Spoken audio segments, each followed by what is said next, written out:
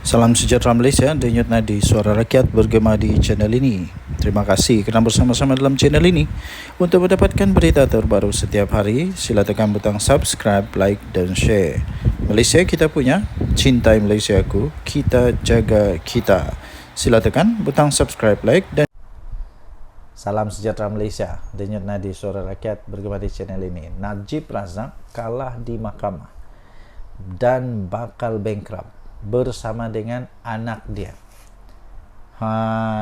Kesian Najib. Sudah jatuh di timpa tangga.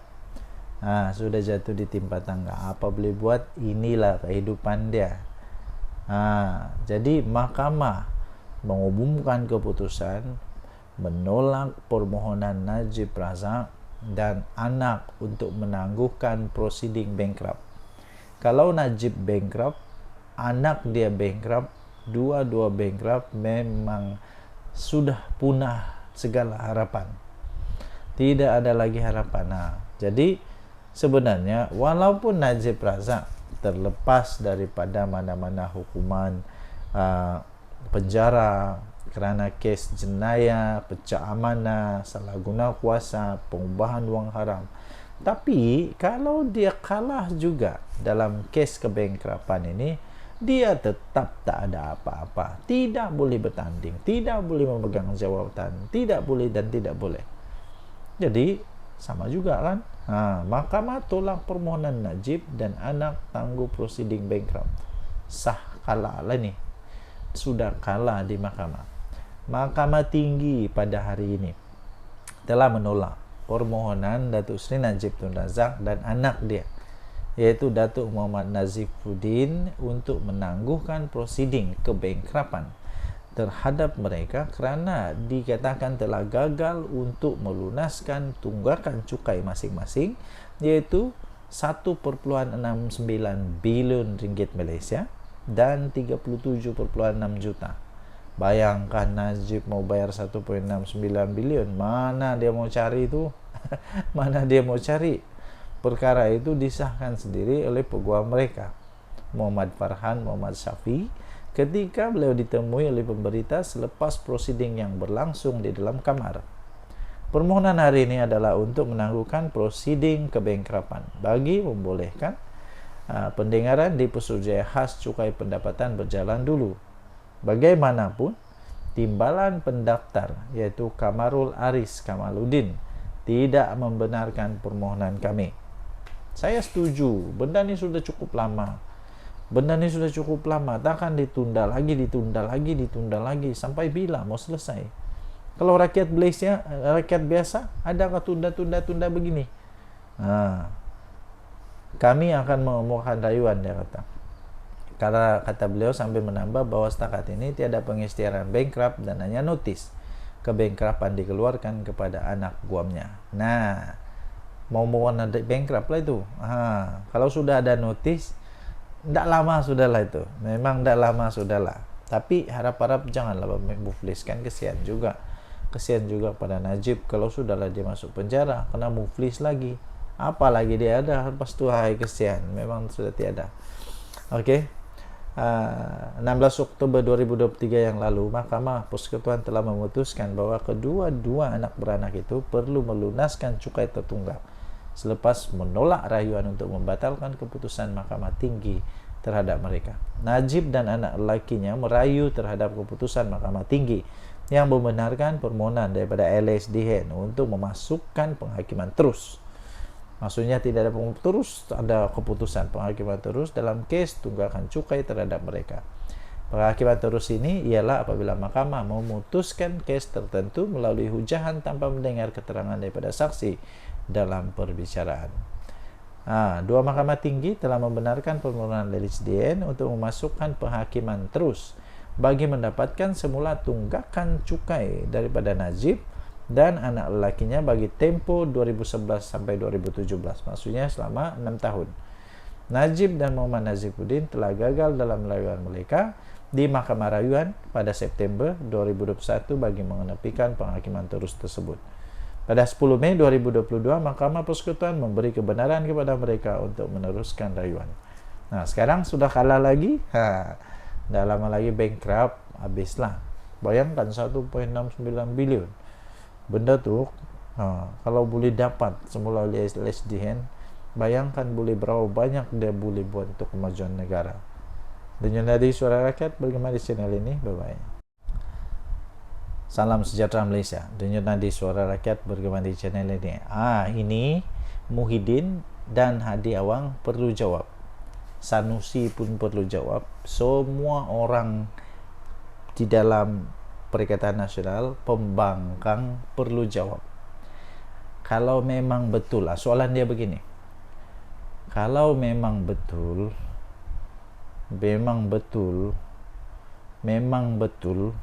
Perikatan Nasional mau memberhentikan amalan ada dana derma daripada syarikat arak, syarikat judi kepada sekolah vernikular, kenapa tidak buat masa PAS bersatu Perikatan Nasional berkuasa di Putrajaya dulu? Kenapa waktu jadi kerajaan tidak pula mau berusaha untuk hentikan ini? Kenapa sekarang sudah jadi pembangkang tiba-tiba mau jadi hero? Kenapa sekarang tiba-tiba saja macam seolah-olah semua yang orang buat salah, yang kamu buat itu saja yang betul, seolah-olah kamulah perfect? Tapi soalan dia, kenapa dulu Hadi Awang ada dalam kerajaan? Lepas tu siapa lagi? Ramailah orang-orang PAS dalam kerajaan. Taqiyuddin Hasan ada dalam kerajaan. Muhyiddin Perdana Menteri. Kenapa tidak hentikan waktu itu? Apa? Derma ni baru bermula pada Perikatan Nasional saja kah? Jangan buat cerita, jangan buat fitnah, jangan buat benda bohong. Benda ni sudah pun berlaku sejak lama dulu. Sudah ada sejak lama dulu. Nah, waktu Barisan Nasional ada, waktu Perikatan Nasional ada tak ada? Ada juga. Habis kenapa Perikatan Nasional tidak berusaha kalau betul-betul? Ini menyebabkan kelihatan seperti Perikatan Nasional ini betul-betul parti yang menunggang saja, yang menjadikan isu-isu yang taklah isu sangat, bukan isu sekarang dijadikan isu sekarang. Isu dari dulu tiba-tiba seolah-olah muncul hanya pada sekarang. Begitu. Nah, jadi lebih baik berhentilah buat ini, sebab ini hanya menampakkan kamu seolah-olah memang betul penunggang kepada isu ini saja. Lebih baiklah cari isu yang betul-betul ngam, isu yang dapat membangun negara, bukan isu yang tidak perlu pun dipolitikkan, dijadikan hal politik. Akhirnya perpecahan nanti bakal berlaku. Ini saya pikir ramai orang yang menghantar anak-anak ke sekolah Cina akan terguris hati, kerana hanya mereka yang faham apa situasi anak mereka di sana, apa situasi sekolah-sekolah vernikular ini. Jadi Anda tinggalkan komen apa pendapat Anda. Kenapa mereka tidak mahu untuk berusaha menghentikan pada waktu mereka berkuasa, jadi Perdana Menteri, jadi Menteri-Menteri, jadi macam-macam jadilah. Kenapa baru sekarang baru mau jadi hero? Tinggalkan komen. Denyut nadi Suara Rakyat bergema di channel ini. Jangan lupa tekan butang subscribe, like dan share. Bye bye. Salam sejahtera Malaysia. Denyut nadi Suara Rakyat bergema di channel ini. Okey, tuan-tuan dan puan-puan yang dihormati sekalian, isu sekarang yang paling panas di Malaysia adalah isu tentang dana syarikat arak kepada sekolah vernikular. Bisinglah seluruh dunia, bisinglah walaun tit, bisinglah semua.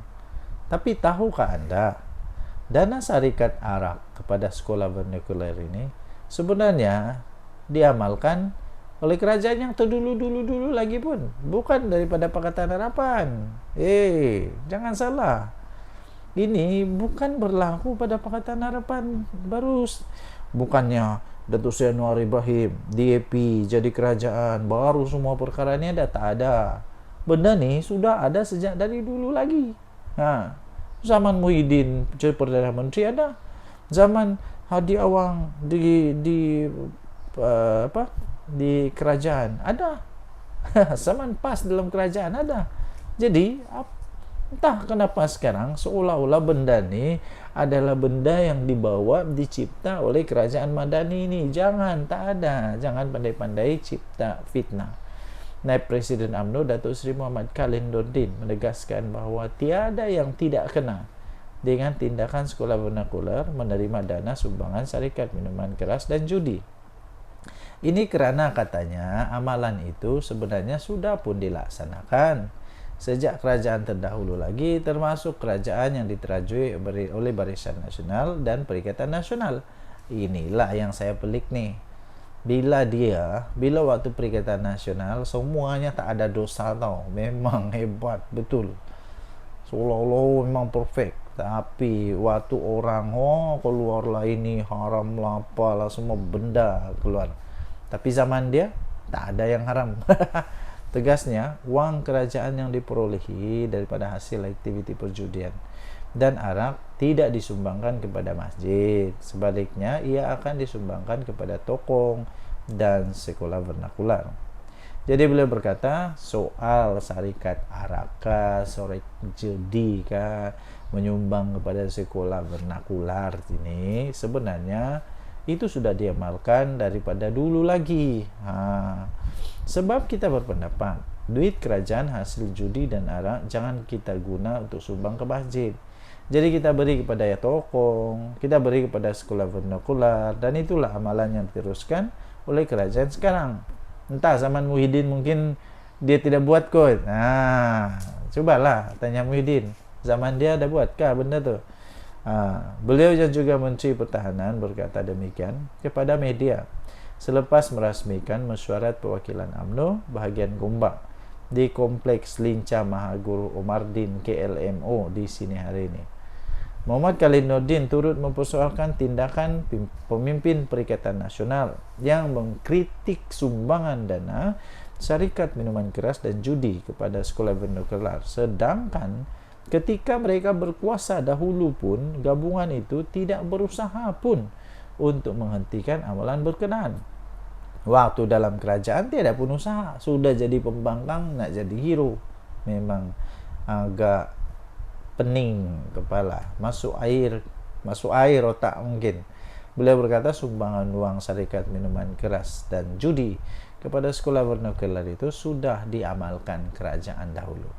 Denyut nadi suara rakyat bergema di channel ini. Terakhir penutup dia, jika ia tidak betul, kenapa tidak menghentikan amalan itu ketika mereka berkuasa jadi kerajaan dulu? Kenapa? Sila jawab. Muhyiddin, Hadi Awang, sila jawab. Denyut nadi suara rakyat bergema di channel ini. Bye-bye. Salam sejahtera Malaysia. Denyut nadi suara rakyat bergema di channel ini. Okey, tuan-tuan dan puan-puan yang dihormati sekalian, jangan main-main dengan api. Nanti terbakar diri.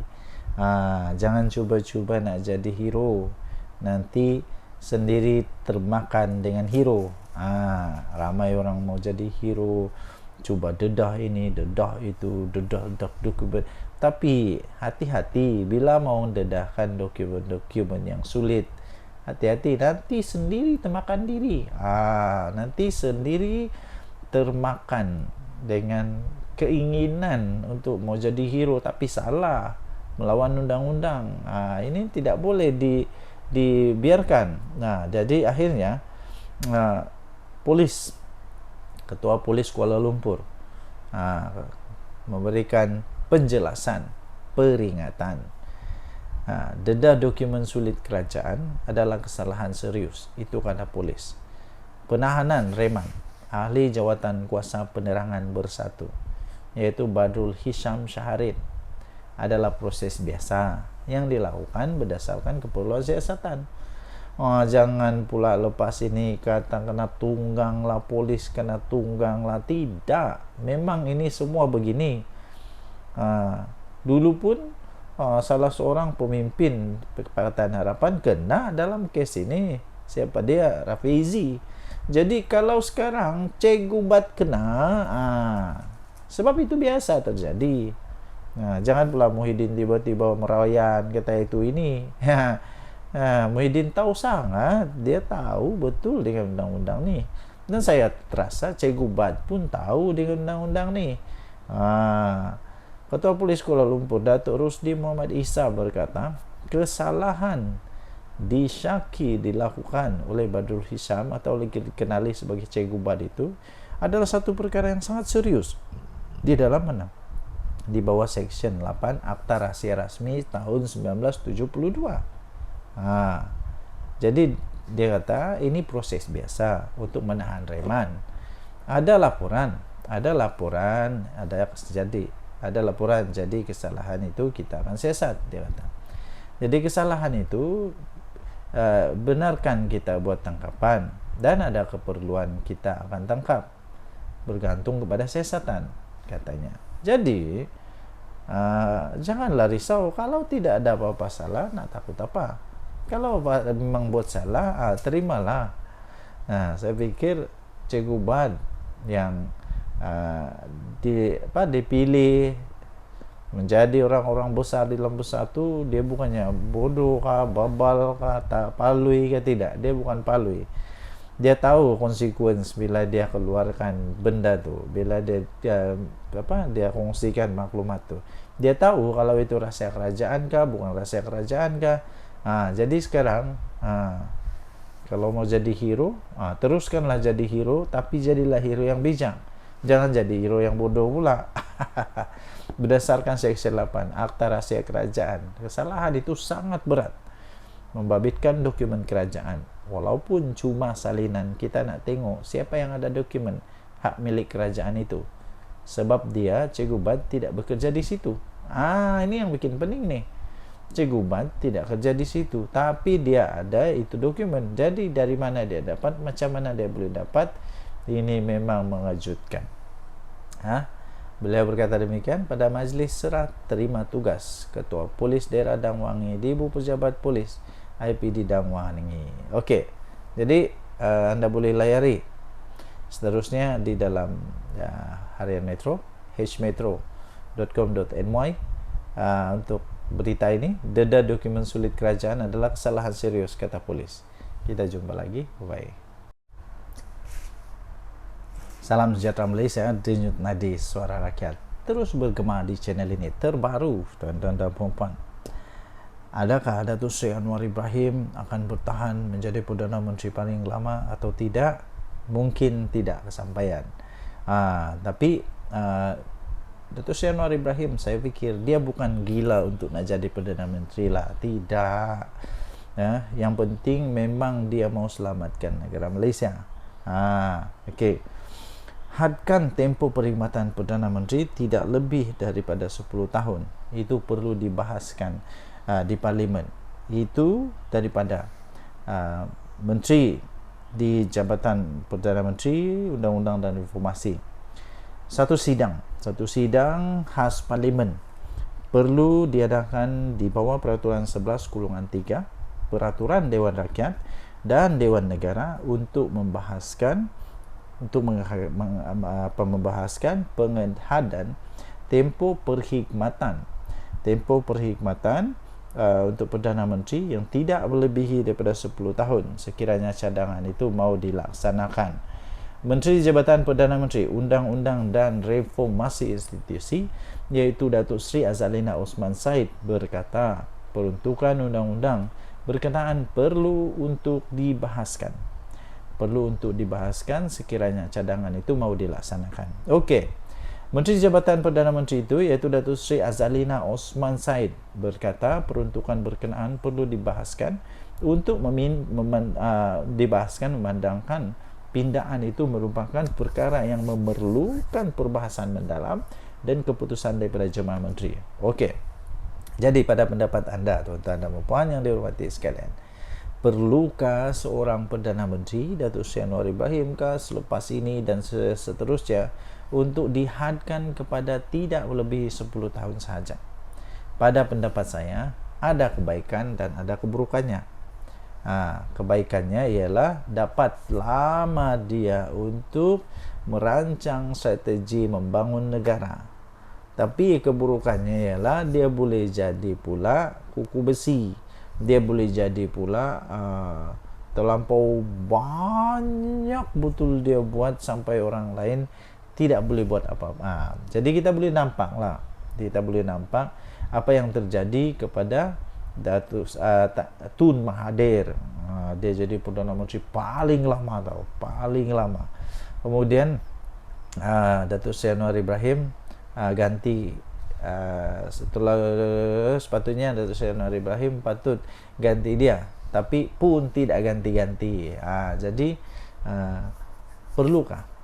Kalau perlu untuk hadkan 10 tahun, maksudnya tidak ada pilihan untuk Datuk Seri Anwar Ibrahim, iaitu pada panggal kedua dia menjadi Perdana Menteri dan masuk panggal ketiga. Pada panggal ketiga dia wajib untuk diberhentikan ataupun berhenti daripada jadi Perdana Menteri. Tidak ada pilihan. Okey, jadi semua orang ada pendapat masing-masing, tapi pada pendapat saya neutral. Jadi pun okey, tak jadi pun okey, tiada masalah. Sebab Datuk Seri Anwar Ibrahim bukan pakcik saya. bukan pakcik saya, bukan makcik saya, bukan datuk saya, bukan. Jadi sama ada dia jadi Perdana Menteri atau tidak jadi Perdana Menteri, tidak ada apa-apa kelebihan kekurangan kepada saya. Yang penting, yang pasti, tugasnya untuk membangun negara, untuk menyelamatkan negara, untuk berusaha menjadikan negara ini lebih makmur, lebih selamat, lebih bahagia, lebih semua lebih yang terbaik lah dapat dilaksanakan. Kita jumpa lagi. Tinggalkan komen Anda. Bye bye.